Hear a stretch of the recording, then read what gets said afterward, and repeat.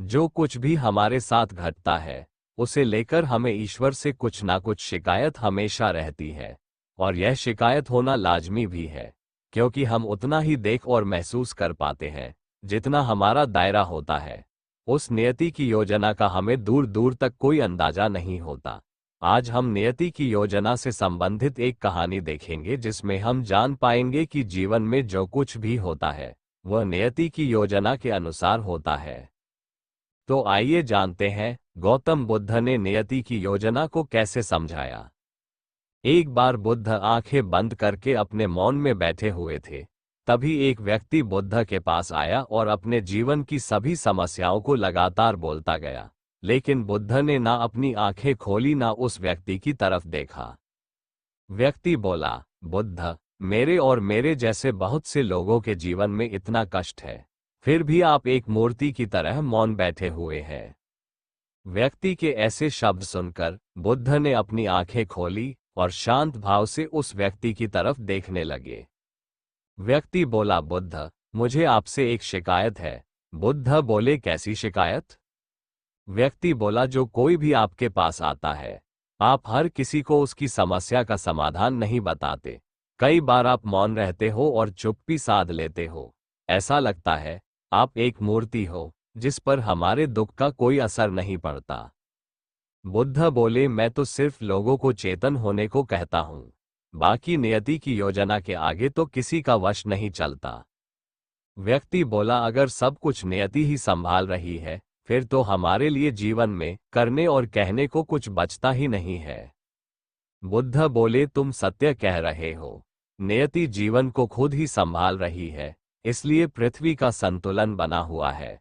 बुद्ध की बात सुनकर तो उस व्यक्ति का कष्ट और भी बढ़ गया। वह कहने लगा, बुद्ध, मुझे माफ करें, लेकिन मैं आपकी बात से सहमत नहीं हूं।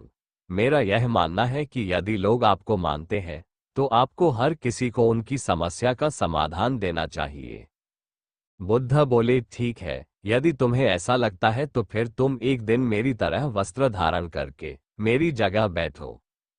व्यक्ति बोला, ठीक है, यदि मेरे पास कोई व्यक्ति आएगा तो मैं उसकी समस्या का समाधान अवश्य ही कर दूंगा। बुद्ध बोले, ठहरो, इतनी आतुरता अच्छी नहीं है। तुम्हें यहां पर मेरी तरह बनकर बैठना तो है, लेकिन तुम्हें एक मूर्ति की तरह बैठना है। जो भी तुम्हारे पास आए तुम बस उनकी बातें सुनना और मौन रहना। व्यक्ति बोला, यदि मुझे मौन ही रहना है तो मेरा आपका स्थान पर बैठने का क्या लाभ? बुद्ध बोले, बात लाभ या हानि की नहीं है, बात नियति की योजना को समझने की है। व्यक्ति ने बुद्ध की बातों को मान लिया और बुद्ध की जगह उनके स्थान पर बैठ गए। तभी एक व्यापारी उस व्यक्ति के पास आया। व्यापारी बोला, महात्मा, आपकी वेशभूषा तो बिल्कुल बुद्ध के समान है। आप भी मुझे बुद्धत्व का रूप ही लगते हैं। मैं आपका धन्यवाद करने आया हूं कि आप जैसे महात्माओं के मार्गदर्शन पाकर मैंने इतनी अपार संपदा अर्जित की है। मैं चाहता हूं मेरी सुख समृद्धि और खुशियां यूं ही बनी रहे। ऐसा कहकर वह व्यक्ति जाने ही लगा था कि अचानक उसकी जेब से कुछ धन गिर गया। व्यक्ति उस व्यापारी को बताना चाहता था, लेकिन उसे फिर याद आया कि बुद्ध ने उसे मौन रहने को कहा है। तभी थोड़ी देर बाद वहां पर एक गरीब व्यक्ति आया जो बहुत परेशान था। उसने इस व्यक्ति को प्रणाम किया और कहा, महात्मा, मुझ गरीब के पास खाने के लिए कुछ भी नहीं है।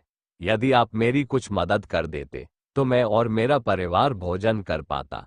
उस व्यक्ति ने हाथ जोड़कर जैसे ही अपना सिर नीचे की तरफ झुकाया, उसे व्यापारी का गिरा हुआ धन दिखाई दिया। उस धन को देखकर वह अत्यंत खुश हुआ।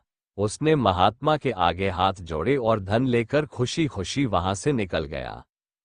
तभी कुछ देर बाद वहां पर एक नाविक आया। उसने भी उस व्यक्ति को महात्मा समझकर उन्हें प्रणाम किया और कहने लगा, महात्मा, मैं कुछ दिनों के लिए अपने परिवार के साथ एक नाव की यात्रा पर जा रहा हूं। मुझे आपसे आशीर्वाद चाहिए कि यात्रा मंगलमय हो। व्यक्ति ने मौन होकर ही उसकी तरफ देखकर सिर हिलाकर हाँ में जवाब दिया। अब थोड़ी देर और ही हुई थी कि व्यापारी वापस उसी जगह पर आ गया। उसकी नजर जैसे ही नाविक पर पड़ी, उसने उसे पकड़कर कहा, तूने मेरा धन चुराया है। यहीं पर मेरा धन गिर गया था और यहाँ अभी तू ही खड़ा है, इसका मतलब ये है कि तू ही चोर है। ऐसा कहकर वह उस नाविक को जोर से पकड़ कर ले जाने ही लगा था कि उस व्यक्ति से रहा नहीं गया और वह बोल पड़ा, सुनो, नाविक को छोड़ दो, इसने तुम्हारा धन नहीं चुराया है। मैं जानता हूं तुम्हारा धन किसने चुराया है। नाविक से पहले जो एक व्यक्ति आया था उसी ने तुम्हारा धन चुराया है। व्यापारी ने उस व्यक्ति के सामने हाथ जोड़े और बोला, आपका धन्यवाद, आपने मुझे सच बताया। व्यापारी ने उस गरीब व्यक्ति को ढूंढ निकाला और उसे पकड़कर जेल में डलवा दिया। अब उस व्यक्ति का वक्त पूरा हो चुका था, इसलिए वह बुद्ध के पास आया और सारी घटना उन्हें सुना दी। बुद्ध बोले, पर मैंने तुम्हें मौन रहने को कहा था, तुम्हें बोलने की क्या आवश्यकता थी? व्यक्ति बोला, बुद्ध आप कैसी बातें कर रहे हो? आप हमेशा सत्य की बात करते हो, लेकिन आप मुझे ये कह रहे हो कि मैंने सत्य क्यों कहा? बुद्ध बोले, इन जीवन में जो कुछ भी होता है वो नियति की योजना के अनुसार होता है। वो व्यापारी बहुत धनी था, उसका थोड़ा सा धन लुट जाने से उसकी स्थिति में कोई खास फर्क नहीं आता, लेकिन उस गरीब व्यक्ति को उसके धन से भोजन मिल गया था। और जो नाविक समुद्र की यात्रा के लिए कह रहा था, नियति में ये लिखा था, समुद्री यात्रा में उसकी मृत्यु होने वाली थी।